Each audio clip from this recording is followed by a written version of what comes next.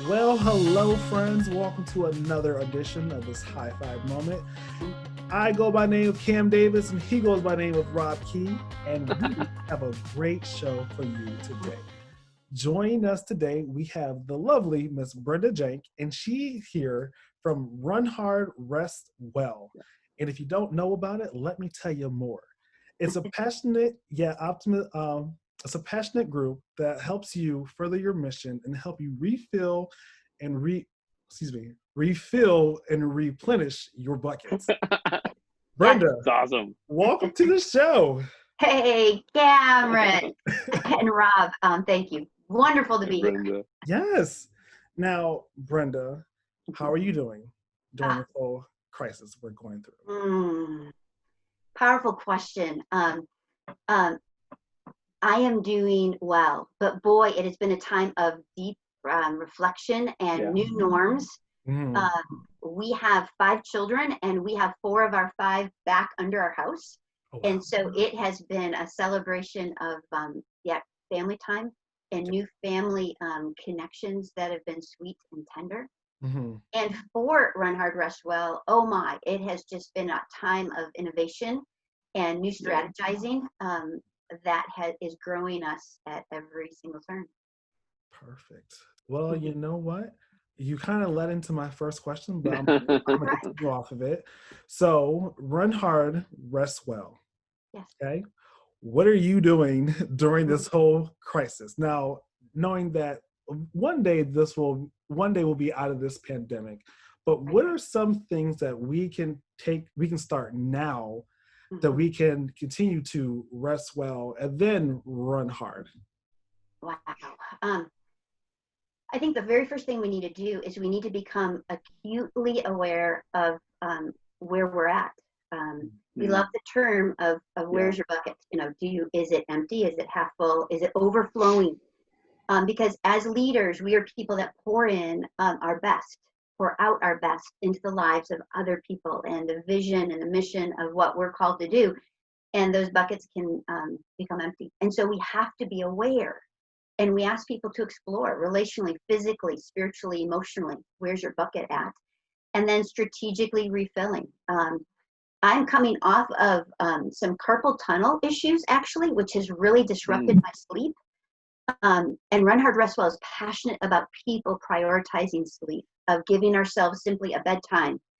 And so, coming off of months of chronic pain at night that kept me up, this has been a wonderful season of really capitalizing on that. And I hear that of some people that they're sleeping better. Some people, because of the stress, they're actually sleeping less. And so, yeah, point number one: give yourself a bedtime tonight and go to bed. okay. Recognize it's powerful. Very cool. Okay. Question number two, Brenda. You ready? Alrighty. And I know you've been, this is a good part of what you deal with in your ministry, but Mhm. what would you say is the biggest struggle? We live in a society Mm. that is driven to run hard, and that's a good thing. But what's the biggest struggle that you find with helping people understand how the need to rest well? Right.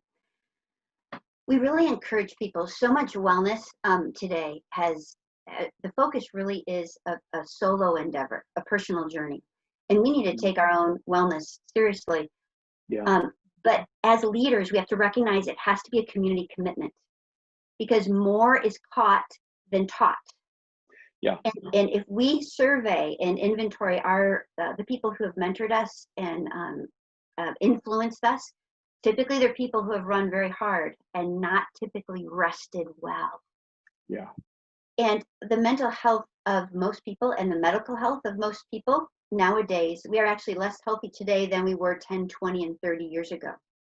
And so, can we rise up as leaders right now and go, I am going to Mm, prioritize a pace, no less passion, but a pace and passion that speaks of working hard and resting well so that I can model for the people around me, for the team that I lead, for other leaders, for my yeah, family, something that is restorative and sustainable, that we keep going.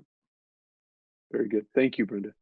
Now, Brenda, you talked about sustaining and resting well. What are some things that you find that work best for you that really help you just kind of distress? Kind of, you get home from a long, busy, productive day, you just need to just, Yeah.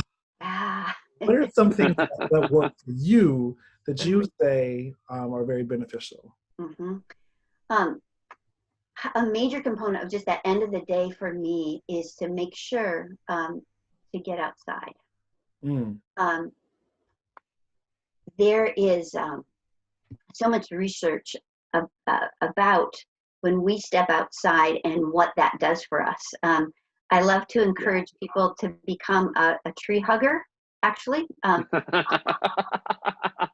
Trees put out something called pheromones, and when we are by a tree, we breathe those in, and they actually impact our hormones, and there are more calming hormones that are released the more we are by trees. So, it's powerful to walk. It's a great commitment. But if we can walk outside, it's even better. And if we can actually walk in the forest. And so that commitment of getting outside, I love the little phrase. I tell myself, because I am a type A driven. Part of me, I think I am so passionate about run hard, rest well, because I'm continually actually preaching to myself. And so when I go outside, I say RBI, runs batted in. For me, it's relax, Brenda, breathe, take those deep restorative, and then be intrigued, investigate what's out there, take in, pause, feel the breeze, recognize the colors in the clouds. So as I head outside, RBI, relax, breathe, and investigate. I love it. That's awesome. Thank you very much. So RBI, we have a whole new definition for RBI now. Yes, Brenda's definition. Relax, breathe, and what was the I? Right. Investigate. Yes, investigate. Investigate. Right. Okay. Yes, investigate. Awesome. Be intrigued. I got them. I got my notes. I wasn't writing fast enough. There will be a quiz. There'll be a quiz at the end. Okay. Is it multiple choices for the answer? Yes. We'll make it easy. Good. Thank you. Okay. So my next question, Brenda, is: do you believe?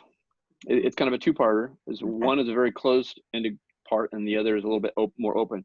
Do you believe that our mental health, and the difference between mental health and mental illness, I'm specifically talking about the general mental health. Do you believe our mental health ties directly to our ability to rest well? And if so, how can we become more aware of when we need that health check?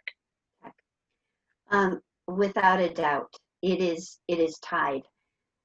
Part of the mental health check is taking a look at ourselves. We believe people need to explore 4 aspects of rest: a relational rest, a physical rest, a emotional rest, and a spiritual rest. Run Hard, Rest Well speaks our program material. We go into churches and ministries and have a ministry impact focus. But we also have, we are growing most rapidly in workplace wellness. And so when we talk about our spiritual bucket and where we're at, it's about encouraging people to be on a growth track toward joy. But we need to explore all of those rhythms or all of those needs. And Run Hard, Rest Well believes that there's actually 4 rhythms that speak to each of those needs. And so we help people unpackage that. A relational rest requires a predictable, prioritized time where we say no to work. We move into activities, priorities, commitments that help us reconnect with the people that are most important to us and for the priorities that are most important to us. And so we invite people to explore Sabbath keeping, the idea of a weekly predictable time. And I think COVID-19 is giving us that predictable time because we are having day after day, and yet it takes being intentional. And it is a joy to hear so many families who are intentionally playing games together, having meals together, getting outside. And it is my heart's desire that these are pieces of life that we will not leave behind as we move out back into the more typical, that there'll be parts that we say, this was too important, and I'm going to make sure it happens. But then there's the other rhythms. Our physical need is most met through sleep, prioritizing sleep. Our spiritual bucket, we use the word stillness, a pause with a cause. And for me, personally, that often involves some real quiet prayer, some study, journaling. And whether a person has a faith background that includes God, stillness is powerful. It's a recharge or reboot. And then solitude is intentionally taking time to step away from the fray. Minutes matter. Hours make a difference. A day away delivers. And so for me right now with COVID and 24-hour togetherness with 6 adults of various ages, outside is my big escape to escape. It's a healthy escape. It's a restorative escape. Sure. But I am trying to figure out additional. We've had colder weather. We haven't had a lot of warm weather. And so I'm doing some investigation work of how I can step away for longer amounts of time and not just be outside, because that's bucket filling for me. To step away and have, even though I'm an extrovert, I have high needs for getaway time. So. That's awesome. Thank you, Brenda. Yeah. I cannot believe this is the last question for us. I really can't. I'm just really, really enthused and really enjoying myself during our time together, Brenda. So I'm going to ask the same question I normally do, but I'm going to ask it in a different way. And I'm going to ask it like this. If you could go on this walk that you said, like you said that going through the woods and investigating is the best way to just unwind and part of the RBIs. Who would you take on this journey with you? You know, that question might get me a little teary, actually. Oh, I'm sorry. No. Cameron, Rob knows this. Cameron, our oldest son is actually in hospice care right now. He has been for a while. He is on 10 liters of oxygen. So there's this big machine called an oxygen concentrator that pumps oxygen to him.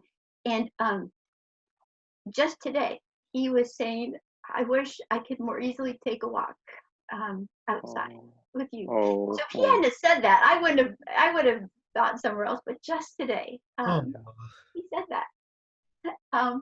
So actually, I was brainstorming, thinking, who has maybe a 4-wheeler or something? I guess that'd be kind of noisy, or something. Because we do get Josh out of the house, but he doesn't have much endurance to walk very far. And so, yeah, to take a walk. We have a woods by us, and a neighbor just told us that the morel mushrooms, that they were beginning to find them. So if I could do anything, I would take Josh and we would go on mushroom hunting, and then come home with a lot of butter and Oh, wow. That's awesome. What a wonderful answer, Brenda. Thank you for sharing that with us. And thank you for being with us. Run Hard, Rest Well is an incredible ministry. I believe your website is runhardrestwell.org, correct? Yes, okay. That's right. And so, and of course you have your workbook, your book, which is also a workbook, available on that page. And it's a great work through, especially, I'm not sure when this episode is going to air, but even if it's past our COVID quarantine, it's definitely a resource that would help anybody out. And so I want to thank you for your work, Brenda. Thank you so much for being with us as well. Thank you. Hey, Rob, we just launched a brand new video series. Oh, awesome. Yes, it's 12 parts, but each video is only 4 to 6 minutes. Because no one has time, so we're passionate about short and sweet. Right. So visit the website and take a look at this Awesome. video series. Awesome. Great for staff development. Perfect. Really powerful stuff. Awesome. Thank you so much, Brenda. Well, please tell Tim and the kids that we said hi. And we're going to sign off now with our signature high five. So on a countdown of 3, 2, 1, ready? 3, 2, 1, high five.